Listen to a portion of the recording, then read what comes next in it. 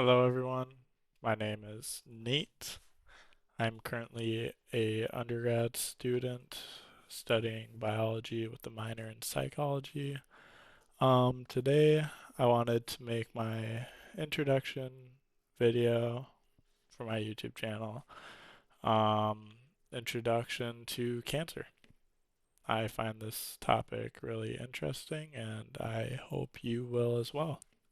Let's dive into it. What is cancer? Cancer is obviously a group of diseases where some of the body's cells grow uncontrollably and spread to other parts of the body. Um, Normally, a cell, through mitosis and meiosis, will figure out that it is growing abnormally and cause apoptosis, which is the cell's death. But sometimes this process doesn't happen and the abnormal cells keep growing when they shouldn't. Sometimes they form a lump or mass called a tumor. There are two types. There's benign and metastatic, which we should be able to dive in these next steps here. There are many types of cancer. I listed a couple here like breast cancer, pancreatic, prostate, lung cancer. Usually you see prostate cancer in men, breast cancer in women, but they obviously breast cancer can occur both in men and women, men being a lower percentage. Um, I also want to point out that at least 1 in 8 women will experience breast cancer in their lives, and around 1 in 8 men will experience prostate cancer throughout their lives. Now, let's dive into a more molecular level. DNA obviously is the backbone of us. It's called deoxyribonucleic acid. For every DNA, there is what is called a gene. Now, I might be reading off of what I've wrote in, but I sometimes add on to that, and I'll try to explain when I do. This is my first video I'm making, so please give me some leniency here. Genes act like instructions for making proteins. So, like, they are involved in growing, dividing, repairing damage, and dying when it's the cell's time to go. And I just want to point out that our biological system, we have maybe over 1 trillion cells in our body, each doing their own job, each dividing, repairing, growing, and of course, dying when need be. The main types of genes involved. Now, this is where like it might get a little confusing. Hopefully, I can break it down a little bit. Oncogenes. So this is basically when, like I put in parentheses, the gas pedal is stuck down. Kind of like in a car, if you put a brick on the gas pedal, the car just keeps going. There's no stopping it. Um, Proto-oncogenes, these help the cells grow. So when these are mutated in mitosis, these versions of the gene, they're called stuck on and causing uncontrollable cell division. An example is RAS gene, which I can dive into in a different video. I'll dive into all these type of genes. I'll dive into receptors as well, because sometimes receptors in like cancer treatments are used. But anyways, RAS is a type of gene. Normally helps cells respond to growth signals, but when mutated, they stay active and drive constant growth. Number two, tumor suppressor genes. These are the genes that are there at each checkpoint in mitosis.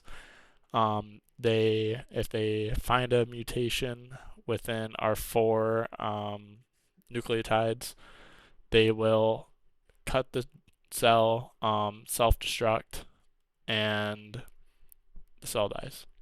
But when these genes are mutated or inactivated, these breaks fail.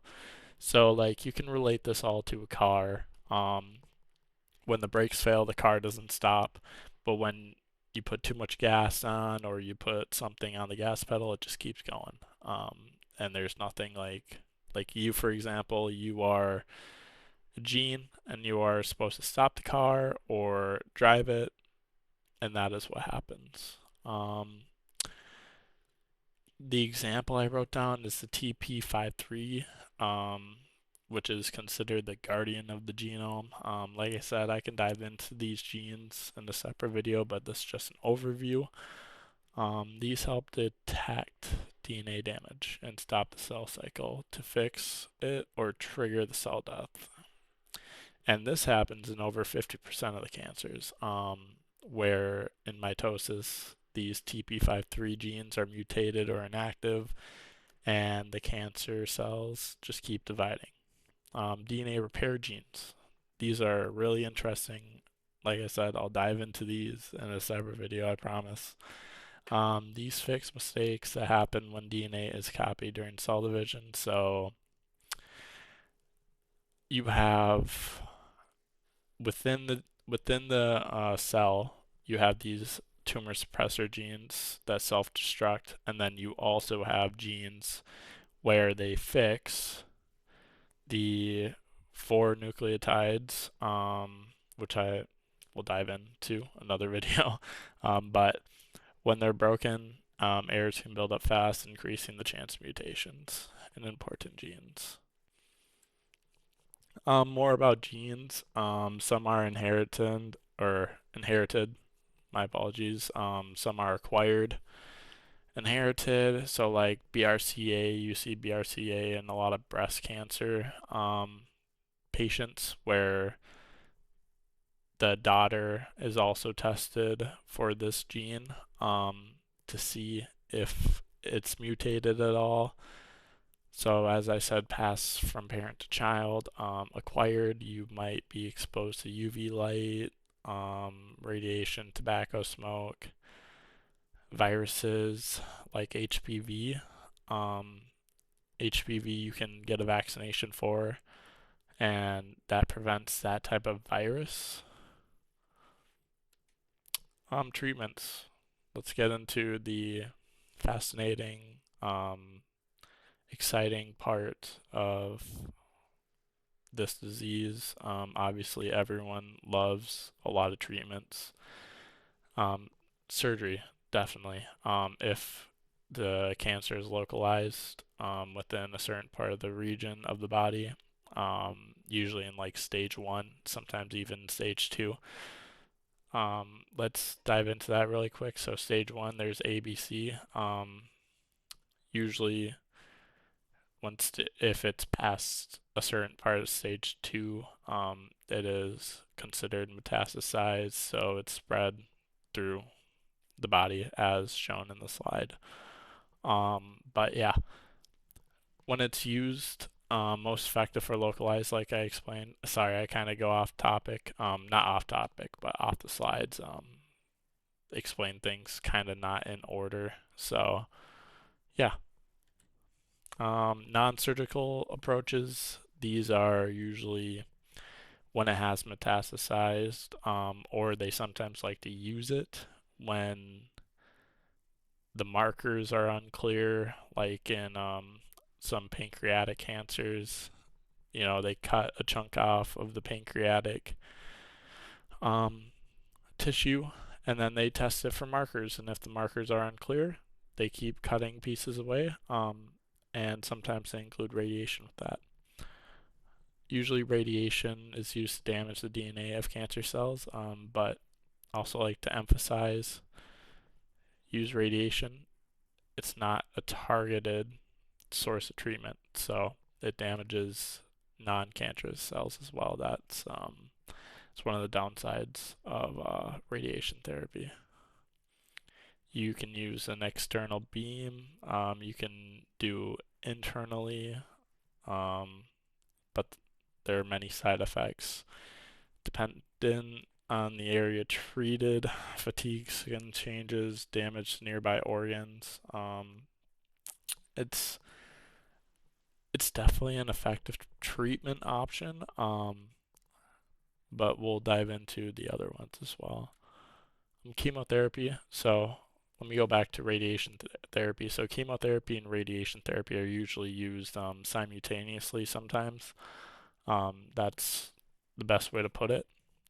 Chemotherapy is usually a drug to kill fast dividing cells, but you also have a lot of other fast dividing cells like your hair. Um, so there are markers in your hair where the medication will attack those markers that grow. Um, since every part of your skin, hair, everything in your body has cells. So it'll attack your hair, sometimes even your gut lining, which needs to be fast reducing because of how acidic the intestine is. When it's used, usually systemically, it's very good. Like in leukemia. Leukemia is a cancer of the blood. It travels to the bone marrow. I didn't add treatments for leukemia on this, but usually that goes coincide with bone marrow transplant, where they flush out all the cancer cells in the bone marrow, inject the good bone marrow from a donor, and that actually helps the immune system fight off the cancer. And it's very effective, very effective. Side effects for chemotherapy: hair loss, nausea, fatigue, immune suppression. Like I said, this affects a lot of cells in the body, especially immune cells. So yeah, targeted therapy. Now this is up and coming. This has been researched very heavily because of the drawbacks of the other treatment options, and it is very more precise than the other treatment options. So usually with targeted therapy, it targets certain, I don't know what the best way to put this is, certain genes, I guess. Yeah, certain genes. Inhibits them, like the HER2 gene in breast cancer, the EGFR in lung, and BRAF in melanoma. How it works based on genetic testing of the tumor. So they look for markers in the tumor to see if you qualify. By the way, a lot of these targeted therapies, immunotherapy, you have to qualify, so you have to go through rounds of chemotherapy and radiation in order to even qualify, which is the unfortunate drawback to these therapies. They want to ensure that there is no other option. But yeah, immunotherapy. Like I was talking before, immunotherapy, kind of like in leukemia, um, boost your immune system to recognize and destroy cancer cells, which is very fascinating. I think it's very fascinating how you can control your T cells um, and engineer them in a way to attack cancer. There are vaccines like HPV vaccine. Now, HPV isn't a cancer itself, but it makes, I believe, 10 times more susceptible to cancers. Um, Definitely. It's definitely a game changer for melanoma, lung cancer, and lymphoma. The drawback is not all patients respond. Another drawback I've seen is the immune system overreacts, kind of like an allergic reaction, you would say, where it attacks healthy cells that mimics the cancer cells, and that can cause organ failure, which is a drawback for sure. But we are researching this heavily in the science-based community for cancer. In conclusion, cancer is a very interesting topic to talk about for sure as scientists, as researchers, but it's a very devastating disease. Um, Now, people that have gone through cancer or people that have had family members that have gone through cancer. Like I said, the research states that 1 in 8 women will develop breast cancer in their lifetime.